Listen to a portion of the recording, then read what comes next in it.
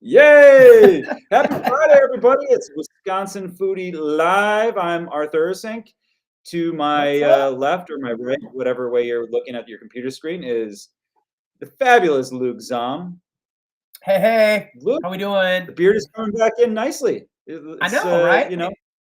Yeah. I'm telling you, it's my superpower. It only took like a couple emails to Arthur that get forwarded through, and suddenly it's back. It's back. I got like a week and a half, 2 weeks now before we start filming this next season of Wisconsin Foodie to like get this thing in and thick, and I've got a plan. So Wisconsin Foodie is a democratic process, people. So if you want something, you email, and if the people speak, their word is born. And for example, look at Luke's face. We got a lot of emails saying they want the beard back, but they said nothing's wrong with the clean face. They just want the beard back.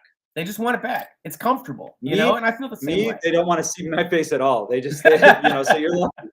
They want to see your face. They just don't want to see me anymore. So, but luckily they only get this week they only get 30 minutes of me because we are guestless, and that's the first time that's happened. So we're going to give Philip and Heidi the award for the first guests not to appear after Foodie episode. But I guess that's what happens when you own a restaurant.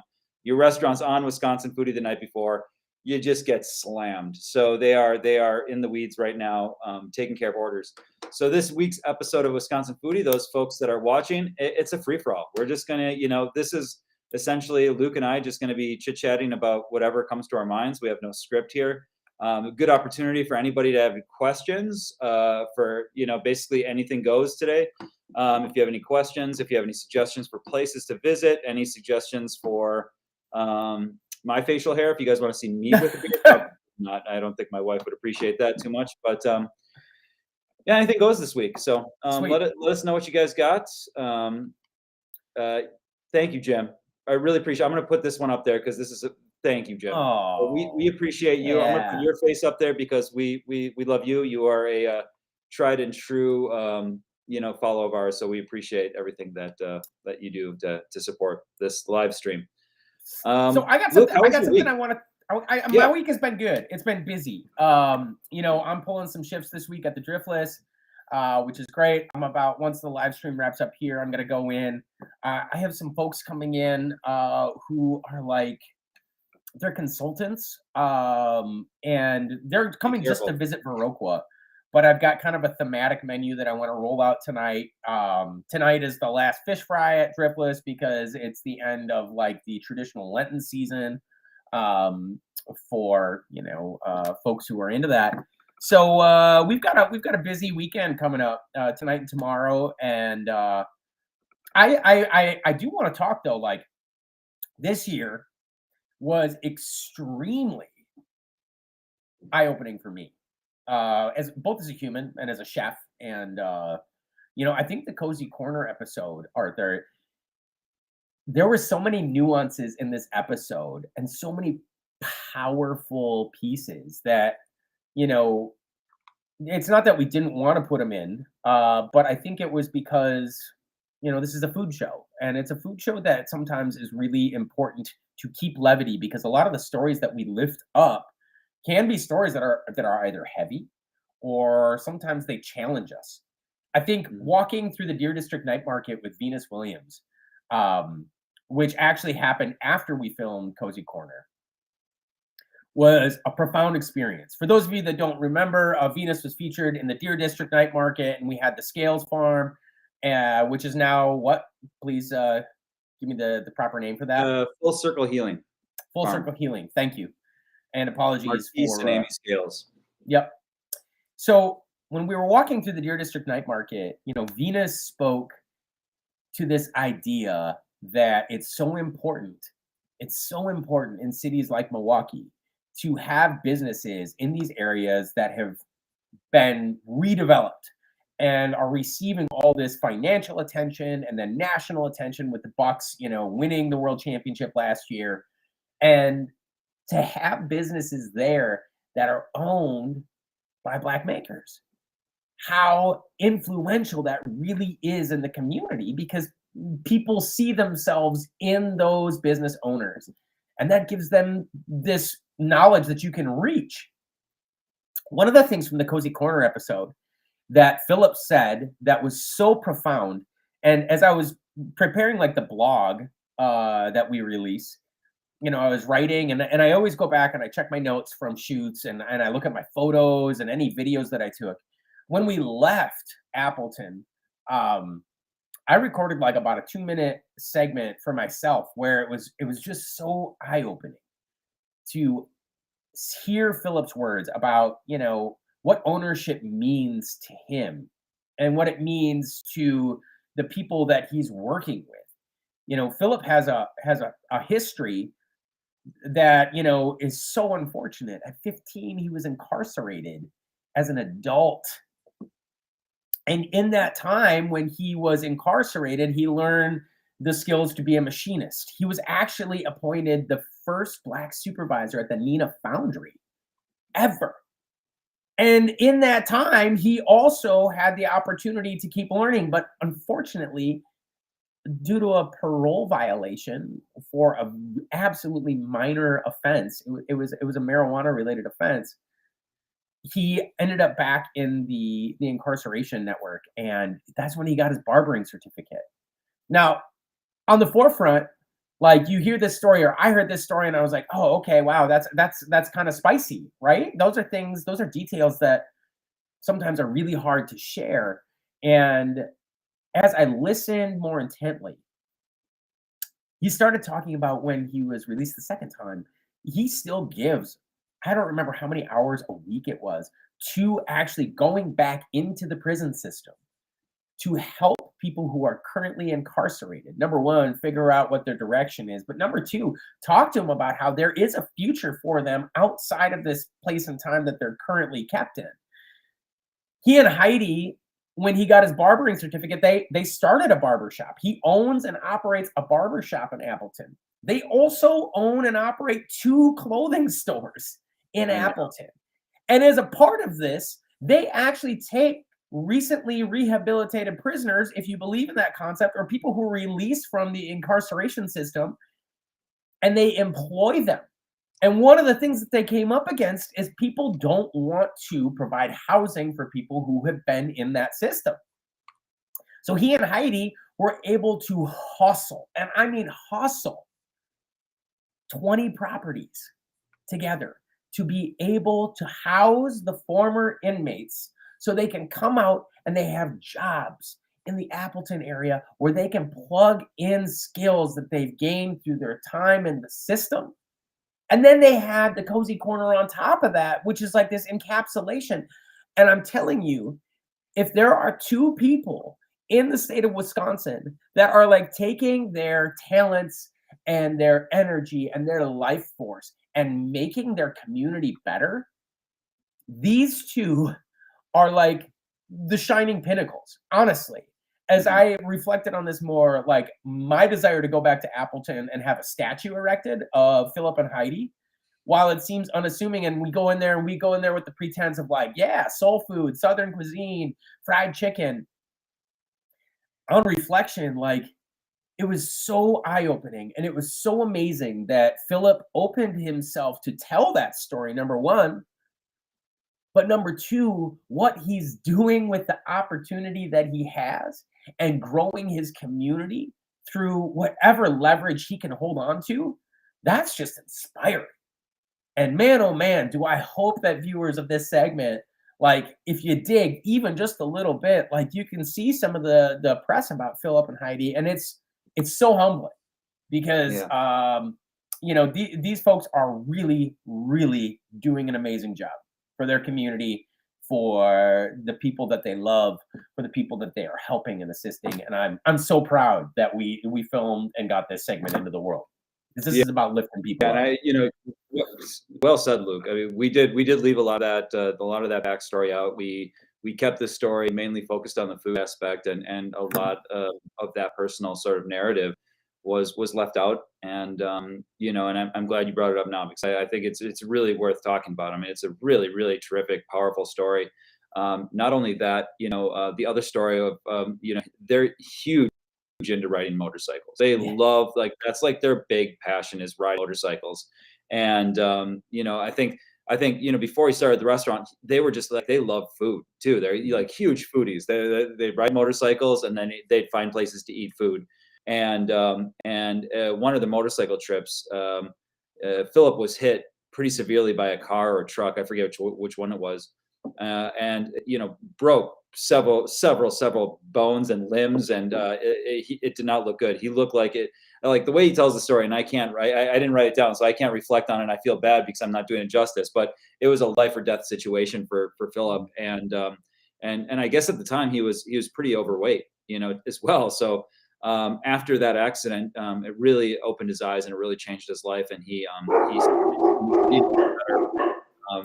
it just changed his life, changed his habits, his eating habits, and focus on things in his life that were enriching. So man, what a fantastic story Philip and Heidi are. His kids there too are all workers at the cafe, and I just love the spirit of that place. Love the spirit of walking into a restaurant and just those bright colors, the music, the menu, the food, the family serving you. I mean, that's what it's all about, man. And he might not be a classically trained chef, but he is just somebody that loves good food, and it shows at the Cozy Corner. So I'm glad that people are there right now eating lunch, and they're just probably freaking out. I wish we could have. I tried to get him to do a live stream with his phone so we could see what was going on at the Cozy Corner. But if you get a chance and you're in the area, even if you're not in the area, make sure to check that place out. It's fantastic. Even that little nook in Appleton, there's a couple little restaurants over there. It's a really cool sort of vibe to walk around that part of Appleton. And I just love, what I love to see, Luke, is these towns kind of rebuilding themselves on food and drink and beverage, and bringing like locally owned coffee shops in, and bringing these kind of restaurants like Cozy Corner in, and supporting these restaurants, because really culinary tourism and agritourism, these are things that are really, really, for us, taking off. We see this every day, and maybe not a lot of people higher up in the tourism industry here in Wisconsin see it, but we see it. And people are coming here from different states and different cities, and traveling to small towns to eat food. You're a great example of that, Luke. People are, what do people have to do in Viroqua? I get that all the time. It's like, okay, so they come to the Driftless Cafe. I mean, people want to come to the Driftless Cafe, and then what? Which I always tell them, it's go out, check the state parks, the Kickapoo Valley Reserve. There's so many great natural things to do in nature while you're there. But, I think you can start to see in places like Viroqua the building of these communities based around food, and that's what's bringing small towns back. That's what's bringing Main Street back. To be honest with you, I think our small restaurants, great food, hardworking entrepreneurial people like Philip. I mean, it's so vital for Wisconsin and our fabric, and for any of those folks out there that love to travel for food. Awesome. Hats off to you. That's what we got to do to support this local economy. So one of the pieces that I asked Venus, because when we edited that piece together for the Deer District, like it looks like we're walking down that strip once. No. Venus walked me up and down that strip 3 times, because it was a really, really amazing opportunity to ask some hard questions. Mm-hmm. And one of the things that I think has definitely come to the forefront in the past couple of years, Arthur, when we talk about systemic racism, and we talk about things that sometimes are uncomfortable, because, as a white man, I do not consider myself to be racist or biased about anything, quite frankly. I love everyone, and I try and make it my habit to do so, to be outwardly expressive of that love, to support people around me. Now, I think the thing that Venus said that was so beautiful, because I asked her, I'm like, hey, I think a lot of folks don't necessarily understand that they're participating in a system that's sometimes inherently biased. They don't necessarily have the perspective of what it's like to be, a business owner of color in the United States, and how that actually shapes, the process of owning a business. And I said, I have a question just as a white man, like, how do I best support these businesses? How do I best support my brothers and sisters of color in the state of Wisconsin? And how do we best go out and like really try and change some of these biases that I think, necessarily we don't hold the ideals for, but it's the system that's kind of rigged a little bit to speak. And she said, go and support, spend your money, go out and seek out these businesses, seek out stories, seek out these human beings who are transforming their community every single day that they show up to work. So if it's the Sherman Phoenix, if it's going into Cozy Corner, if it's going to the Deer District Night Market, if it's finding, Mr. Dye's Pies, wherever they're selling these things, if it's Emmy's, African cuisine, like using your dollars as your leverage, it's what makes this system more equalized. And hopefully through doing what we do, Arthur, and that's trying to find stories for people to lift up and hold on to. We're giving you this blueprint to travel and go and see these people in your home state or in the upper Midwest that are making a difference every day. And it's our expressed desire, like, go and support them, lift them up. Yeah, and even, I brought up before small towns in Wisconsin, but even Milwaukee, I live right outside of Milwaukee, right on the edge of Milwaukee here in Shorewood. And, in our travels, especially when I come out to places like Viroqua, more rural places, people are, deadly afraid of coming to Milwaukee. It's they think they are definitely going to get shot or robbed. And I have to say that couldn't be further from the truth. I mean, I'm not going to say Milwaukee is the like the safest place in America, but I mean, being so close to the city and spending a lot of time in Milwaukee, in different parts of Milwaukee, I think people focusing and trying to get out to those restaurants and supporting those restaurants. There's so much good food in Milwaukee, in the inner city of Milwaukee, the north side of Milwaukee. There are folks out there that are really trying to make something of their communities, and the only way we are going to break down these barriers and these walls of what we have right now built up with segregation and financial inequalities is going out and supporting businesses and going out and checking out these neighborhoods like Lindsay Heights or Harambe. There's so much good work going on. There's so much good food going on, and it's just time to be adventurous, and it's time to check it out, go out there, eat, and have a good time. Totally. That's all that anyone wants us to do. Hey, so let's change the subject. Let's talk about something. Let's talk about something fun. What do you got? What's fun? What's happening? Oh man, what's happening? Let's see. Oh, so you did. I saw. I'm gonna put a plug out there for it, but I saw you were doing a show with one of our friends, Bo. Yeah. Did you ever? For those who are watching at home, we did a small snippet of Bo's family, right? When we went to it was my first season hosting, and we went to her family's garden plot outside of West Salem, and Bo was born in a Thai refugee camp, and then moved to Los Angeles. And from the film or from the show, I don't know if we caught it or not, she won the Cannes Film Festival for a screenplay that she wrote. So she loves film. When we went out there, and we had a former field producer, Ryan Cernowski, but with Nelson and Ryan, and I can't remember if Dan was with us, but we went out and we shot, and Bo was so shy. She couldn't be on camera. She was so freaked out about it. What that experience gave her, the Wisconsin Foodie experience, it lifted her, and it reminded her that she had a voice, and a powerful voice. And when folks like us come to her to ask to please paraphrase what it's like in Wisconsin as a food producer, as a Hmong woman, tell us the story of your family and your genesis to being here, right now.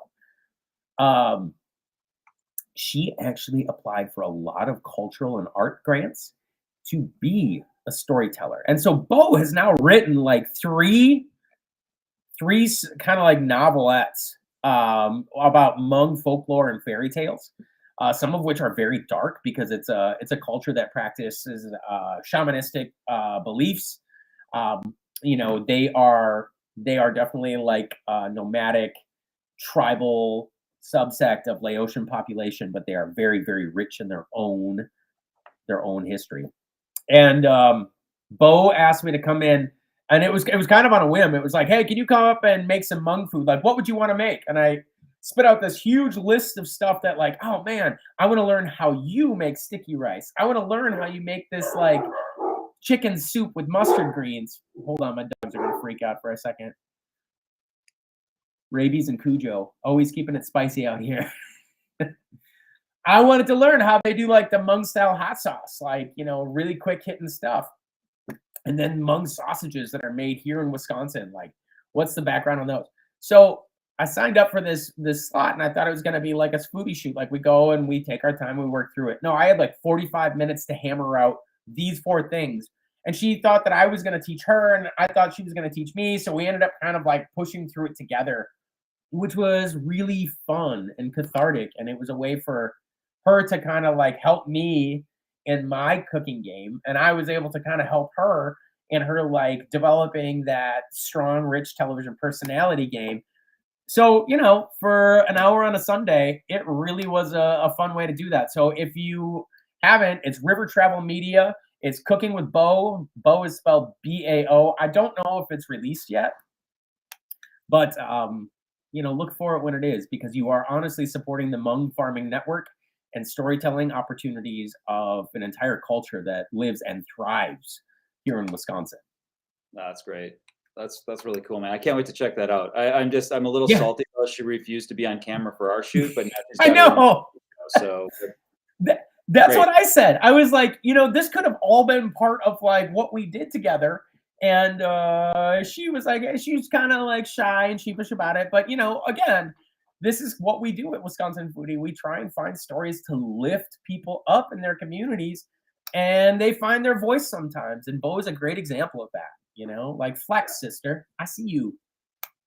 What have you been up to? I feel like it's been like a week since we've touched base. Well, so just an update with Wisconsin Foodie. I just finished I finished my elements. So the way edits usually work with Wisconsin Foodie is the footage is all shot. We have typically about 5 to 7 hours of footage.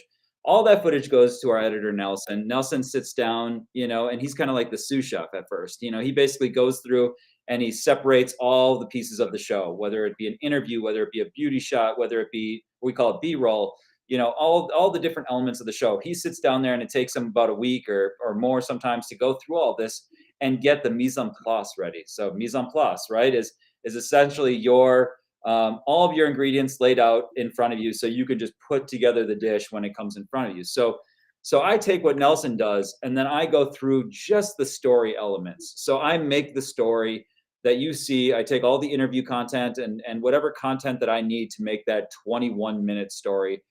That's usually my role as an editor. So I'll make that story, and then I hand it back off to Nelson, and he does the finishing touches. What's the chef that does like the finishing touches? Is that the executive, the chef de cuisine? Yeah, the CDC or the exec. You're definitely the executive chef. So I'll create the meat of this. Create the story, and then Nelson makes it beautiful. And I just handed off the last episode of this season to Nelson. Now, typically at this stage of Wisconsin Foodie, we're not doing this, but we are a little bit behind this year. We're down an editor, and it's busy days, busy. We had the pledge special that we did this year, so we had a lot going on this year. So we are, our hats go off to public television and the engineers and the folks over at public television that, because we're all independent. We do pretty much all of the work, and then we hand off episodes to public television, and they just do minor tweaks to get them ready for television. And they are stressed out. I stress them out so much. So typically at the end of the season, I try to send everybody a nice little care package so they don't hate me. But so hopefully we're wrapping up that last episode. after this week, so Cozy Corner's over. We have 2 episodes left. We have 2 Girls and a Farm, and we have Widmer's Cheese, and this is the fun one, Luke. So this is this is something that we've been wanting to do for a long time. Is we cross state lines. We were lucky enough to follow the story. We wanted to tell the story of Detroit style pizza, which starts with brick cheese. And brick cheese is just a really classic, quintessential Wisconsin made cheese. Like most of the brick cheese is coming out of Wisconsin. So we wanted to follow that story. And luckily enough for us, we have friends that are on the Lake Express, that run the Lake Express ferry. And we said, hey, what do you think? We jump on the ferry and get over Lake Michigan and do this. And they were, our friend Aaron over there was fantastic. They let us jump on the Lake Express ferry, which is just such a fun journey. If you haven't done that, you can bypass Chicago, Gary, all those places, and get straight to Michigan. So we break the border and we tell this great story, a regional story. And I think that's something Wisconsin Foodies, we're just interested in storytelling. We're interested, in making those food connections. And this one was fantastic because all the characters in this episode are great. Joe Widmer, his son Joey Widmer, who is taking over the cheese plant, Widmer's Cheese. Lives upstairs the cheese plant. I love these old cheese plants. This is my favorite, one of my favorite cheese making facilities. Old school, right? Yep. And typically all these old school cheese making facilities have living quarters above, and Joey lives above the cheese plant. So one of my favorites. You guys will see in 2 weeks. Next week is 2 Girls and a Farm. Polly and Chris run a great farm that's kind of in a suburban area, right? They just they take this piece of property and they just redid it. I don't know a better word. They just reconstructed it and created a beautiful garden / farm. They have, it's all about permaculture. They have chickens, and Polly is Brazilian. She's a personal chef, really, really fantastic personality. We are able to lure her back to Luke's to make. I should say lure. We don't really have to. Lure's a really kind of creepy. But we asked her to your house to create a paella, a Brazilian Wisconsin inspired paella, which is a fantastic episode. I cannot wait to share that. That's going to be next week. So we have 2 episodes left, guys, and then we are hitting the road. For our 15th season of Wisconsin Foodie. So looking forward to any suggestions you guys have, and don't be mad at us, but we might just try to, see a little bit more of what's happening in the region around Wisconsin. After 15 years of telling our state stories, we want to try to, we're trying to stretch it a little bit, but, we won't stretch it too far. We know everybody loves Wisconsin Foodie and loves telling the stories of Wisconsin, but as storytellers, we like to bum around. We like to bebop around the region and see, and see what we got. But I can tell you this, from our trips so far, Wisconsin has all the good stories. I mean, it's we were in Indianapolis not so long ago, Luke, and we got so what's the food here? Like, what's the big food in Minneapolis? Like, we've got cheese curds and brats. What do you guys have? And what did they say? They said tenderloin. Tenderloin, right? That doesn't really count. And then they had like a hot dog, but like when I think of India, I don't think of hot dogs. I also, we were just kind of poking around, and like it didn't necessarily have a food identity. And that's one of the things to think about, right? Like, for those of you who wonder why we would ever leave the borders of this beautiful state, I think the thing that, like, my MO and the MO that I express with Arthur and all the producers that make Wisconsin Foodie happen is we are building an ethic of identity. And when we can see ingredients that are made in our backyard by our friends and neighbors, and then we see them be exported to these states around us and they become the hallmark of that cuisine, I gotta say, like, there's no better swagger.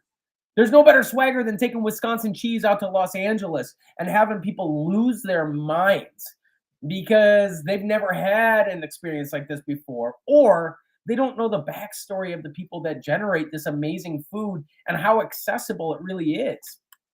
We live in a culture of disconnect, and we want to make sure that when people in Wisconsin think about Wisconsin food, they understand that we have got swagger. When you think of Minnesota, Arthur, what's the food that you think about? I want to cut you off right there and just jump back a little bit. I'm starting to think about fish fry because it is Friday. It's Passover, right? Yep. And It's Good Friday. Yes. It's Good Friday. Yep. And you've got a really special fish fry going on tonight. I wanted to make a plug for another special fish fry here in the Milwaukee area. A really, really classic one from that's made at Serb Hall. So Serb Hall was produced just a really quintessential fish fry for the longest time. But unfortunately, the quality of that fish fry sort of deteriorated, and it just wasn't what it was. And then they stopped altogether, which was really a really sad thing. I hate losing those kind of staples in our community. You know what I mean? Like those really hardcore true staples.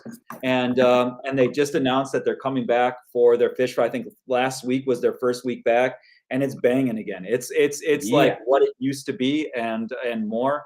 Really, really excited about it. It's like 3:30 to 8 p.m. tonight at Serb Hall. And I'm going to be there. I'm going to try to go there and eat that fish fry. But from everything I hear, people are just loving it again and they're freaking out about it. I think it's like a drive-through sort of situation right now, and the lines are.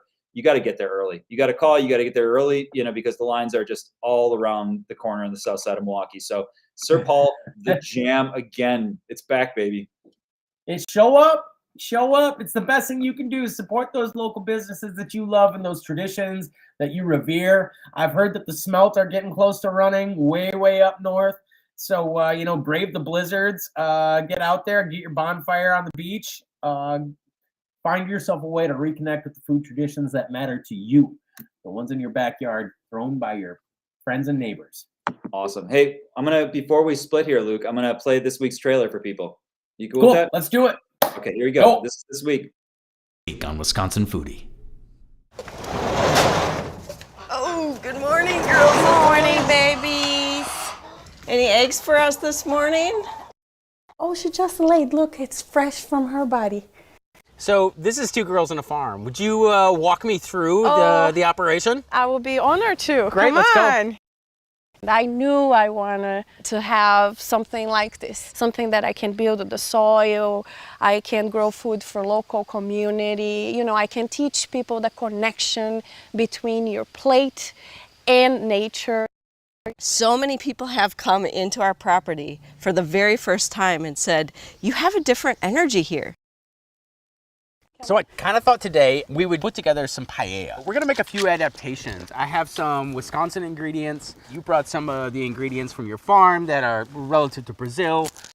Food brings people together. Yeah. It's beautiful. It is beautiful. That's perfect. Wisconsin Foodie would like to thank the following underwriters. There you go, man. Another cameo with your family. I love it. Every time we get a cameo with Benny and Silas and Ruthie, it's a good episode. I keep trying to tell Ben that he's got to stop wearing that hat. I know he loves it. It's his baseball hat, like for his high school team.